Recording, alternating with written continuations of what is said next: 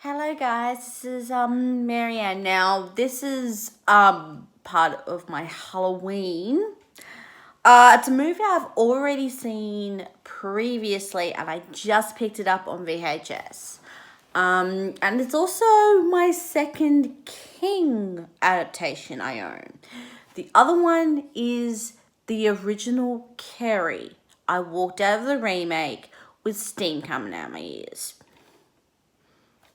Not really, but you get the idea. The other one, The Mist, which has now been turned into a Netflix series. But I have just started, I've watched like the pilot episode of this, but I have to say I do prefer the original movie. This is very much what I would refer to as a bit more of a psychological horror than a traditional horror movie. Yes, it has all of the things you expect from a King adaptation. It's got all the creature effects and things along that line. I've never read the original novella. I haven't read actually any of King's actual work. But I think this is so uniquely terrifying because it's a bit of a situational horror as well, with a group of individuals trapped in a I would refer this as a freestanding like Woolies or Coles down here in Australia, and how they would react to a situation that's happening outside. Now, the one I'm thinking of when it comes to a freestanding one like this, I would immediately go to one that's right near my location, which is in Granville, which is a very much a freestanding Woolies. If you do know the Granville area, you know exactly what I'm talking about. And a lot of the actors that are in this I have seen before. One that comes to mind, and I've already reviewed her as part of the Silent Hill franchise, is Lewis Holden. Now, that particular actor was a copper in that particular series who met Rana Mitchell in the original, who actually sacrificed herself. But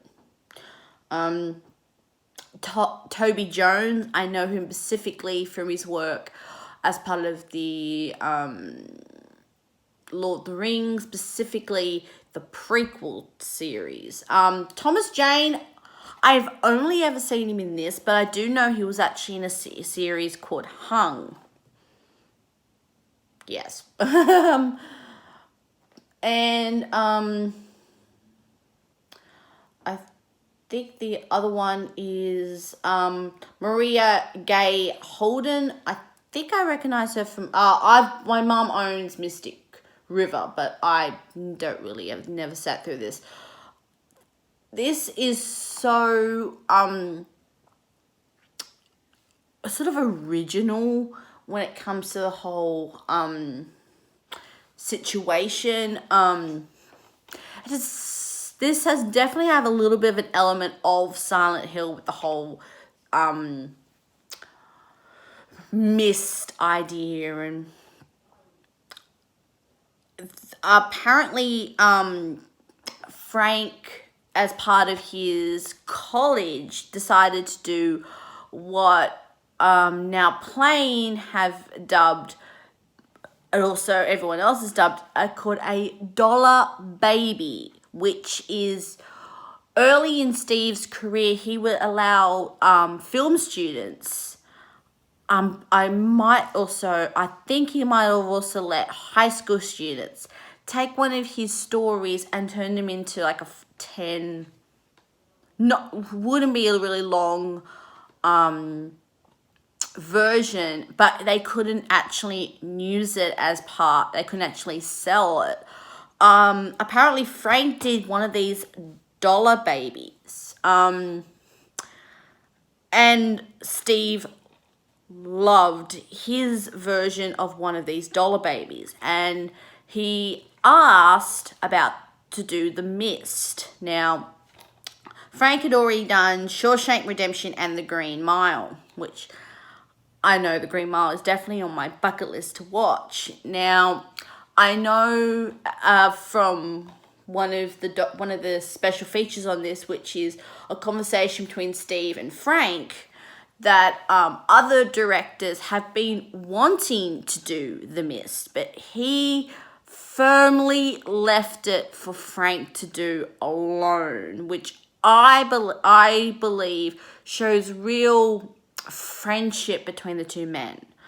That Steve, in the back of his mind, would only let Frank deal with this particular subject matter.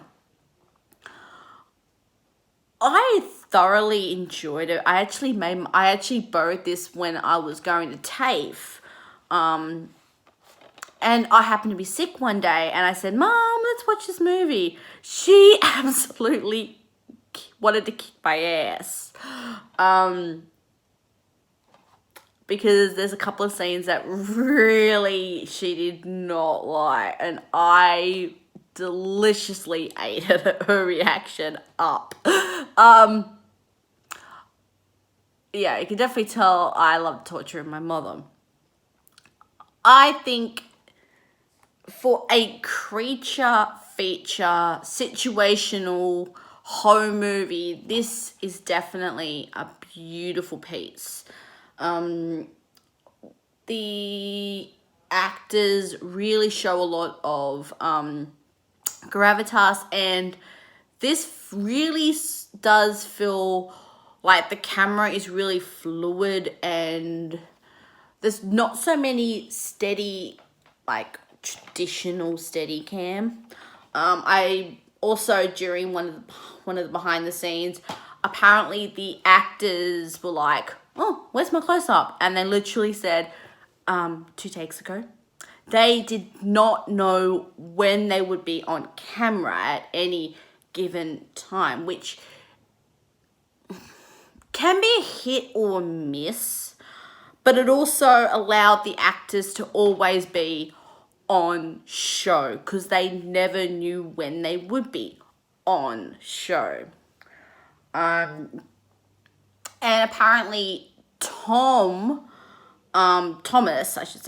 Jane was really into it because he actually sometimes would grab the cameraman to get a good shot. And I believe also, listening to the commentary, Thomas was actually in the editing room wanting to learn about how to edit movies, and the director really encouraged Thomas to do that.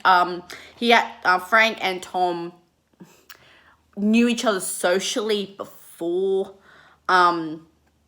they worked together, so, and it sort of shows in Tom's performance. If you haven't seen this movie, I would say probably watch this movie, then pick up the Netflix series. I say go and watch it. It is beautifully shot, beautifully acted, and I thoroughly enjoy it. So, have you pulled this out this Halloween? Please write down in the comment section below. Please subscribe and hit that little bell icon so when I release another video, you will be one of the first to hear about it. And I shall see you in the next couple of weeks, because I've got a couple of ideas for movies I want to see in the next couple of weeks. So this is definitely one of my favorite times of the year with Halloween, and yeah, and I shall see you then. Ciao.